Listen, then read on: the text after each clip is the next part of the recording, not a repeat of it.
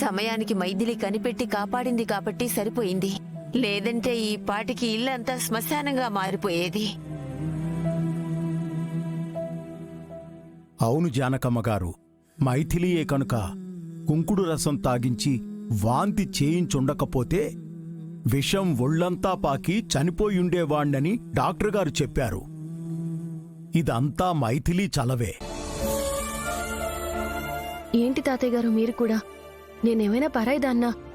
ఈ ఇంటి కోడల్ని, మీ మనవరాల్ని, మిమ్మల్ని అందరినీ కాపాడుకోవడం నా బాధ్యత కదా. ఇంత చేసిన నిన్ను పొగడడం మా బాధ్యత కూడా. ఆ కిషోర్ గాణ్ణి వదిలిపెట్టకూడదు. వాణ్ణి కోర్టుకి ఇచ్చి 10 ఏళ్లు జైల్లో చెప్పకూడదు తినేటట్టు చేయాలి. అవునమ్మా, నా కుటుంబం మొత్తాన్ని భూస్థాపితం చేయాలని చూసిన వాణ్ణి వదిలిపెడితే నా పేరు పురుషోత్తమే కాదు, జానకమ్మ గారి మనవన్నే కాదు, మనవన్నే కాదు, మనవన్నే కాదు, మనవన్నే కాదు, మనవన్నే కాదు.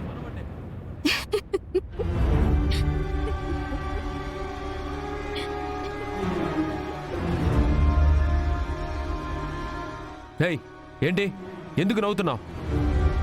మేమింత సీరియస్గా మాట్లాడుతుంటే నీకు కామెడీగా ఉందా?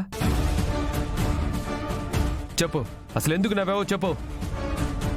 అయినా ఇందులో నవ్వే అంత విషయం ఉందో చెప్పు. చెప్పు త్రిష. అది ఇలా అంటున్నానని తప్పుగా అనుకోకండి. ఎవరైనా ఛాలెంజ్ చేసేటప్పుడు ఆయన కొడుకుని కాదు లేదా ఆయనకి మనవణ్ణి కాదు అంటారు.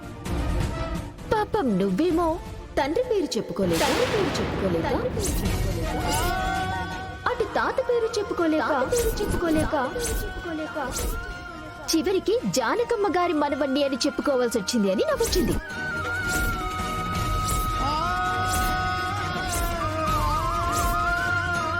అంతే. త్రిష, త్రిష, త్రిష.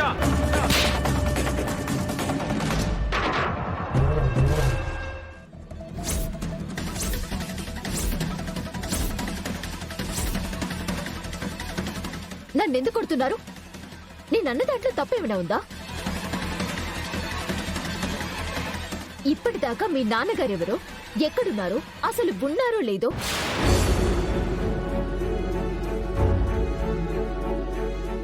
దీనికి సంబంధించిన ఒక్క విషయమేనా మీకు తెలుసా?